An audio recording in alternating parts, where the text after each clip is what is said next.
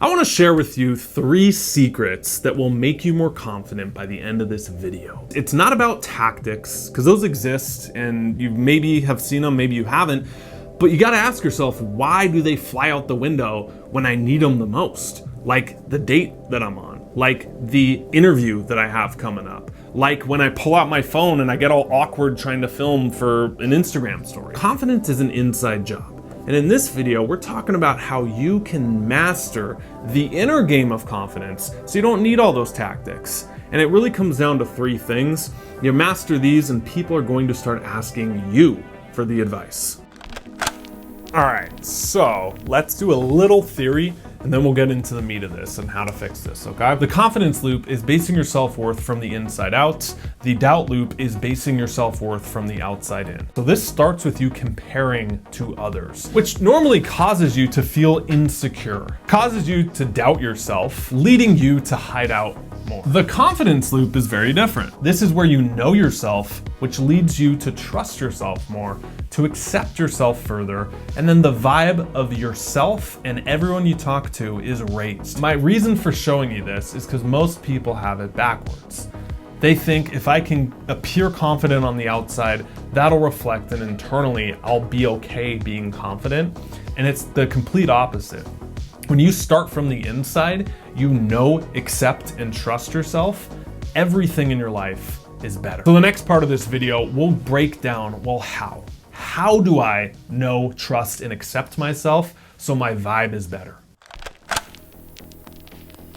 In my 20s, my first gig with social media was a podcast host for a blog.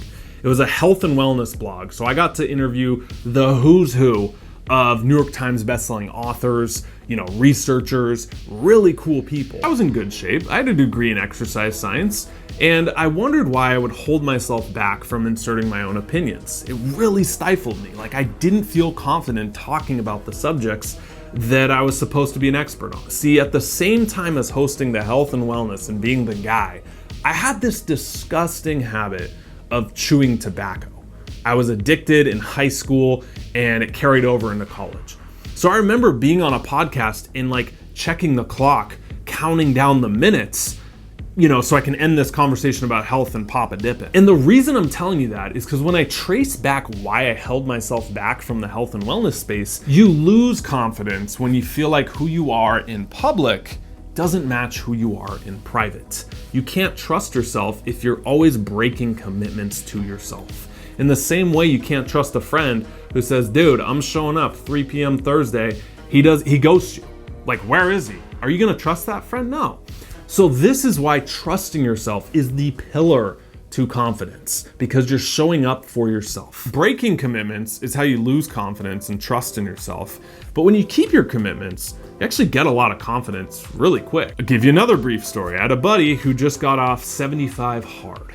You know what that challenge is? It's where you drink a gallon of water a day, you work out 2 times a day for 75 days. And the most important thing is you make it your whole personality on social media. You let everyone know you're doing it. And he said the biggest benefit wasn't getting in shape, it was sticking to something and proving to himself he could keep his own commitments. Man, he felt on fire when he didn't break the streak. How can you build trust in yourself is the question you should be asking. You say you want to be a writer. Great. Can you get up 2 hours and write every day regardless of outcome? You say you want to be a YouTuber. Can you commit to posting a video every week and not quit? So maybe it's time to set some new goals for yourself and really stick to them and watch how instantly confidence comes to you. Let's just say someone came up to me and said, Clark, your orange shirt is disgusting. Like, I hate your orange shirt. I can see dip stains all over it. You look like a Carhartt construction worker who just got off a 12-hour shift, you slob. I would look down at my shirt and I would look at them like they were crazy. I wouldn't be unconfident in myself. I wouldn't doubt myself and say, well, maybe they are right. Maybe my shirt is orange. No, I just know it's a fact. Yet when it comes down to who we are as a person, why do we cave? Like, we buy what people tell us who we are all the time. And it should be the same thing as when you know yourself. It's like knowing you're wearing a white shirt, not an orange one.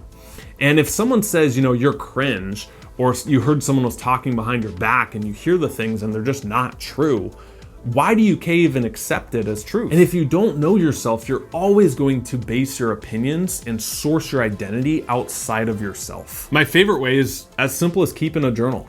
Guys, I've been journaling for 10 plus years now, and this is a self-awareness hack. Journaling's great for getting down to your core stories. And this is an exercise that has been immensely useful.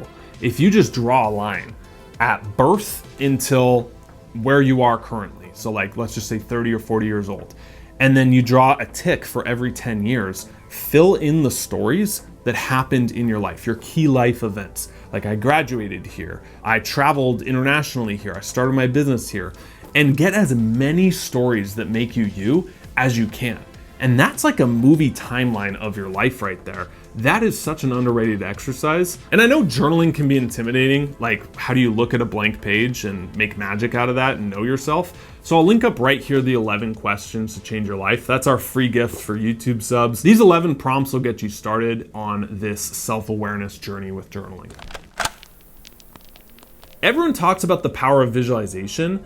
And you sit down and you visualize yourself in a conversation going well, or you sit down and you visualize your dream life 5 years from now.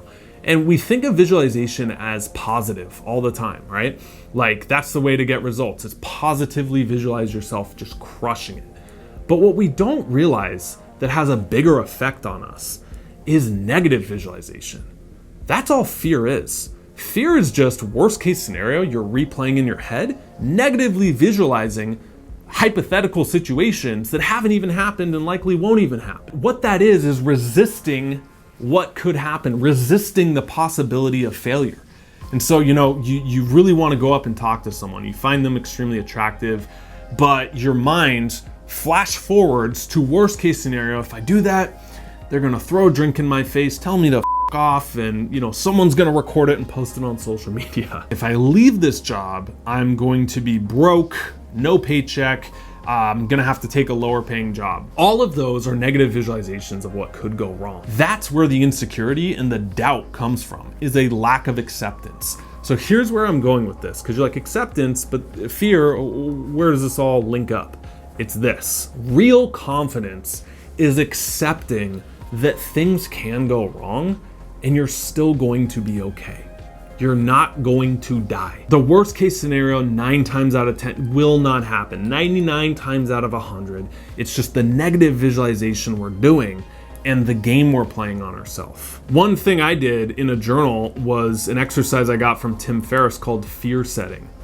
And it was imagining the worst case scenario of what you're afraid of, like your subconscious fear, and then how can you make that a win? And so when I was launching this business, tons of fear came up. What if they're right? What if I'm in my mom's basement forever and this doesn't work out?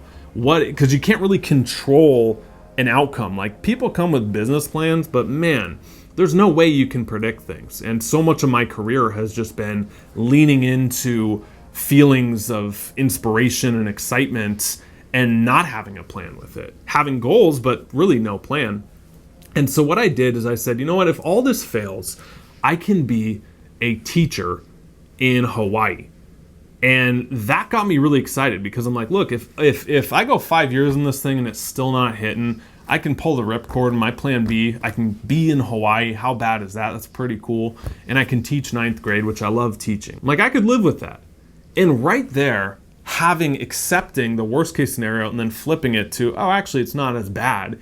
That gives you a lot of confidence to take bigger risks. Maybe accepting the risk that it could go wrong and then flipping it, still making that plan B something you can live with, that gives you a lot of confidence to take bigger risks. Trusting, knowing, and accepting yourself, that's how you win the inner game of confidence. You want our 11 questions, change your life? I'll link it in the description down below. Click that link, it gets sent straight to your inbox. Thanks so much for being here. Love ya. See you in the next one. Stop settling, start living. See ya.